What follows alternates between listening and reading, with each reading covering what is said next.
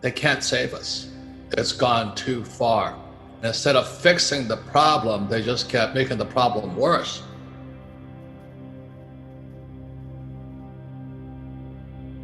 I hope I'm wrong. We're going to go bankrupt. There'll probably be a new conference like the Louvre Accord or the Smithsonian Accord, and they're going to rewrite the rules of the game again. They're going to say, okay, the US dollar, you're toast, and IMF's going to jump in, China's going to jump in. But meanwhile, you and I, if you're holding dollars, you might be in serious, serious trouble. One of my tweets was New York City going broke. And the reason New York City is going broke is much of the property in New York City is commercial real estate. I own residential real estate, so we're doing pretty good. But in commercial real estate, with everybody zooming away and at home and all this, the question is, who's going to go back to work?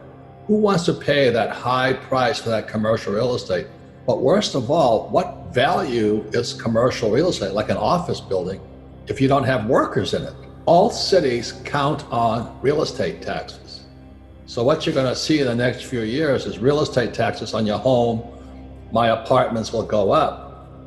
But when New York taxes those commercial high-rise buildings, more tenants will leave.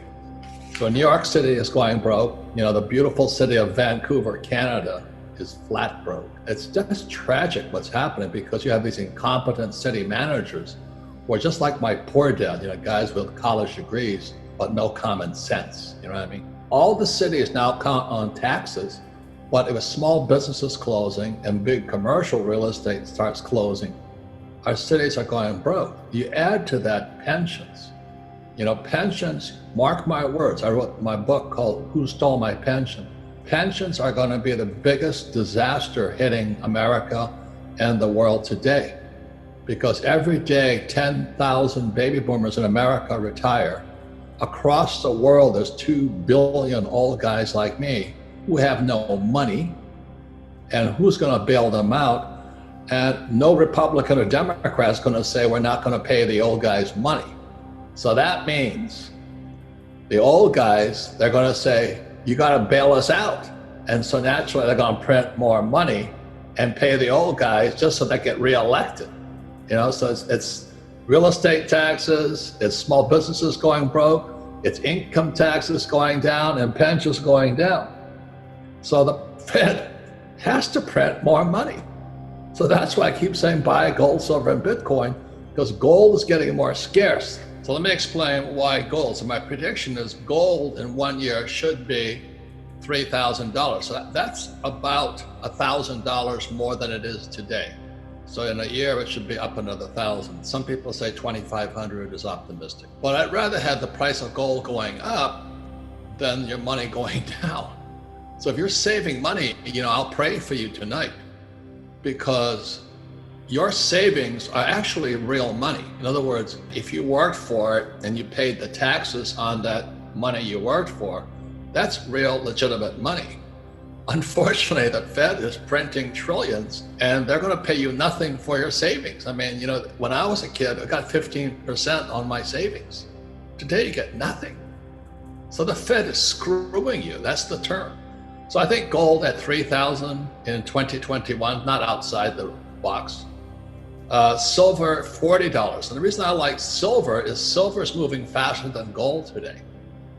And when I look at the price of gold, the high point was $1,900 approximately.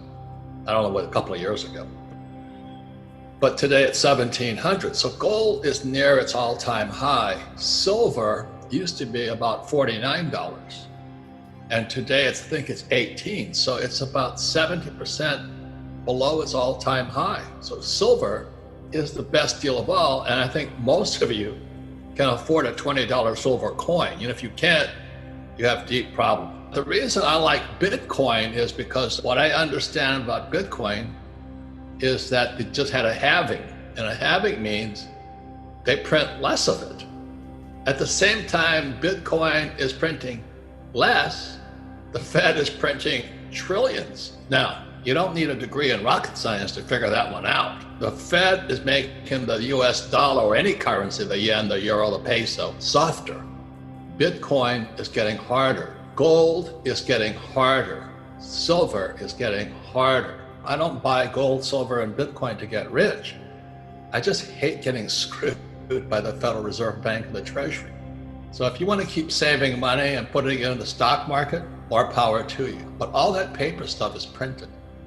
And the CEOs of these stock market companies, they did a side deal with the Fed. So the Fed was loaning them billions of dollars for them to jack their stock price up. So the stock prices are at this artificial high, and all mom and pop are watching their 401ks or IRAs, and the stocks are this high. And the Fed keeps printing more money, keeps giving the CEOs indirectly, because they can't do it directly. They do it through what's called SRVs, special something vehicle. And they give the CEOs the money and they pop the stock market up. That's why we're in serious trouble. That's my opinion. I hope I'm wrong. But I would rather, at this time in world history, May 2020, I'd rather have gold, silver, and Bitcoin. Thank you.